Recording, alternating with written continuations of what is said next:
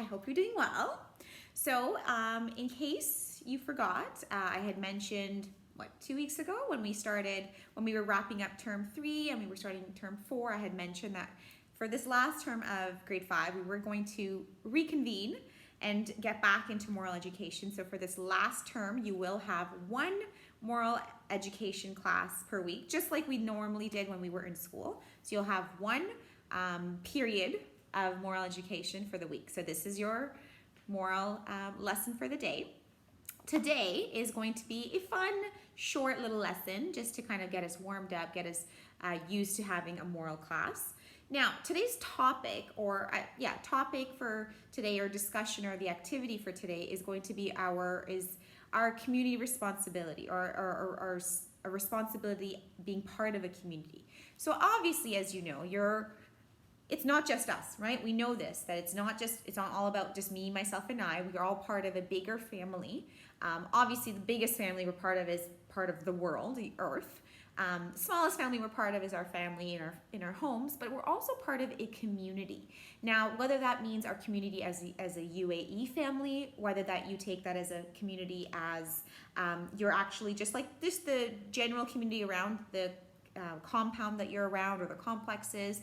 So it's different definitions of community, but overall, when I say community, I'm talking about the smaller scale. So I'm talking about your community around you. So maybe, your neighbors, your neighborhood, the complex, the compounds, wherever you are, and it's the smaller scale. I'm not talking about our world. But in fact, our smaller community is what adds to the worldly, our big community. So in regards to us having an impact on our community, we need to know, and you obviously know this, and we've talked about it in class as well, that our actions have an impact on, and it can be a good impact on the world in our community, or can have a negative impact. So, and I love today's topic and today's assignment because it closely ties to what's going on in the world, right? So currently we're in this pandemic, we're going through this, we're surviving, and we're trying to do our best. But yes, the world is sort of going through a very historical crisis. And what that has left us is kind of sheltered off from our community. So whether it was, whether it's that we can't go out and talk to our neighbors, and we can't go and play games at the park, it has isolated us from our community. And in your mind, I want you to think of some reasons why that is not a good thing, right? Why? So pause the video in a minute after I finish the sentence. Why do you think that's not a good thing, that we're now isolated from our community members? So people, I'm talking your neighbors, your neighborhood in general. Why is that a bad thing? So take a moment to think about it, and then play it again. Obviously, I'm hoping you thought of things like, you get disconnected, right? You even though there might not be your best friends, your neighbors might not be your family's best friends, there's still someone you care about. They care about you. So there is that disconnect, right? And even though your life won't end, right? Maybe you haven't talked to your neighbors since we've been in isolation. It's not like your world has stopped. Their world is continuing. Your world is continuing. However, that connection that you had, that sense of community, that sense of just sharing ideas and sharing thoughts, brought you together. It didn't mean that they are your whole world and your happiness revolves around them, but it meant that you had a connection with people. And that is one of the hardest things you probably are feeling, and maybe I know I'm for sure feeling that I feel like I've lost connection to people, and not just like like Miss Rachel, and I don't see her often, I don't see Mr. Matt that often. However, I feel I've also lost connection to my neighbors and people that I would normally see if I would go out, and that is hard. But there is always ways around it, and I've talked about this since we've started the e-learning process, that even though it is hard and it is difficult times, there's always something we can do. There's always something that we can improve, we can learn from, and we can adapt to. And so we're going to take our own way to adapt to this crises, and try to build a community and try to build that connection with our community. And today you're going to be making a sign for your community. You're going to be creating it has to be related to COVID-19. Now, and I'll post some examples. I'll post my example of a poster, a sign. Your job is the following. Your task will be to take a piece of paper. It could be a regular side paper, like a white sheet of paper, what you normally would ask me to do your art and doodles. So a white piece of paper. If you have a large piece of paper, if you have a poster paper, it's whatever, but as long as it's a regular size A4 paper is just fine. I want it to be white. Your job is to make a poster that you're eventually going to put on your window as a sign. It could say anything like, stay indoors, or help our community by staying inside, or and it could be something even lighter as, we will make it through this, or we can do this, or we need to stay together, or anything that is going to help kind of uplift your community's spirits. Now, if you don't have a window that, like maybe you're saying, well, I live in a, maybe you live in a compound or a complex that your window, if you put it outside any of the windows, no one's gonna see it. That's okay. Okay, that's fine. The point of this project is not that every single person in your community has to see it.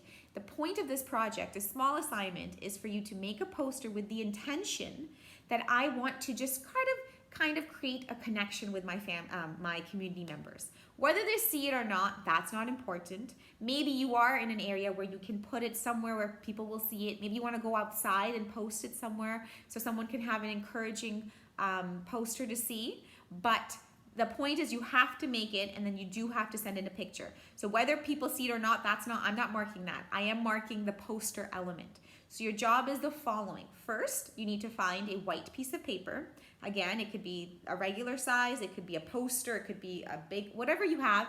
Do not, let me stress this, do not feel like you need to go buy arts and crafts. No, find a sheet of paper, just printer paper is fine too. Something at home, just be resourceful. Do not tell your parents, oh, I need all these crafts. No, that's not the point of this project. Be resourceful, use what you've got. Get the piece of paper. Once you've got a piece of paper, maybe do a brainstorm. Maybe you want to brainstorm some ideas. What would be an encouraging message to display on my window? Whether it will be "this too shall pass." Maybe you want to put a quote. Holy moly, yeah, we can do that. We can include poetry in this.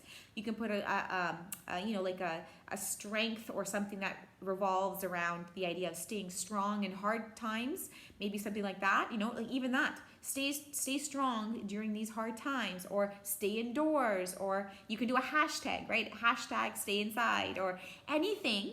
As long as there's a message, it could be 2 words, it could be a sentence. I don't want a paragraph, obviously, just maximum would be like a sentence. And then decorate it, okay? So step 1, find a piece of paper. Step 2, write down your message. An encouraging message that will make your family members smile, it'll make me smile, or make a community member, if they saw it, smile. And then 3 is to decorate it.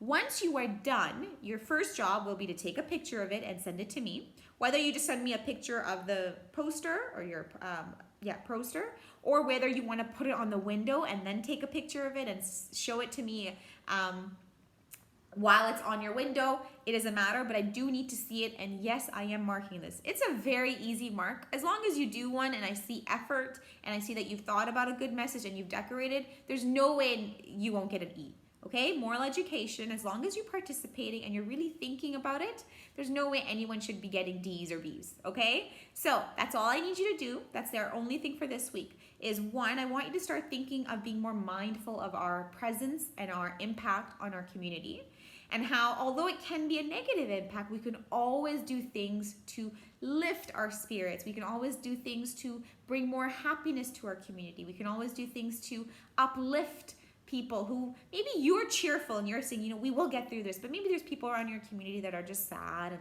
they're miserable, and that's fine. And maybe this is your way of trying to bring a little bit more happiness, a little bit more smiles into their lives, okay? That's it for today. So again, take some time to think about what your message is going to be. Write it, make sure it's big. Again, we've discussed, it's like a title page, right? Make sure it's not tiny, make sure it's big. I'll post an example. And I'll post the requirements, which are simple, like I said. Make sure the writing is large, make sure there's color, make sure it's decorated, and make sure it's a sign related to what's going on right now. I want it to be connected to the coronavirus and our COVID-19 and isolation, and what can I say to uplift my community's spirits. okay? If you have questions, please message me. I will be more than happy to answer them. After you watch this video, please go look at the Edmodo folder to see the requirements for this project. Like I said, super, super easy, but also super, super easy to get an E. Also super easy to get a 0 if you don't do it. So as long as you do it and I see effort and I see color and I see decorations and I see a big nice sign, most likely you're gonna get an E, okay? But I need to see it. So when you're done, please take a picture and then send it to me. Actually, you're not gonna send it to me. Let me take that away. I'm going to have, so you know how I do Edmodo quizzes? I'm going to post an Edmodo assignment. In that Edmodo assignment is where you're gonna send the picture. Okay, that's actually, I just remembered I said that. I was gonna do that. So instead, just like we normally have an Edmodo quiz, it'll be like that, but it's called an assignment, and I'll name it Moral Education. In the assignment, when you open it, there will be a box for you to upload a picture. So instead of uploading the picture to my messages, you're gonna upload the picture there. So then when I marked it, I can send you a mark and I can just give you a rubric just so then instead of me just typing on your messages. So I can mark it in that assignment, give you my feedback, give you the mark, okay? Message me if you have any questions, and then I will talk to you soon. Like I said, there's only one moral education per week. Easy way to get little marks every week, so then you can end with a really, really strong moral education mark for term 4, which is the last and most important term for grade 5. The term 4 is always the most important mark. Okay, have a lovely day. Get creative. Get all those juices running. Get a good sign. Get some colors going, and then I can't wait to see. I can't wait to see them either on the windows or whether they're just on a piece of paper. So please get started, and I will see them when I see them. Take care. Bye.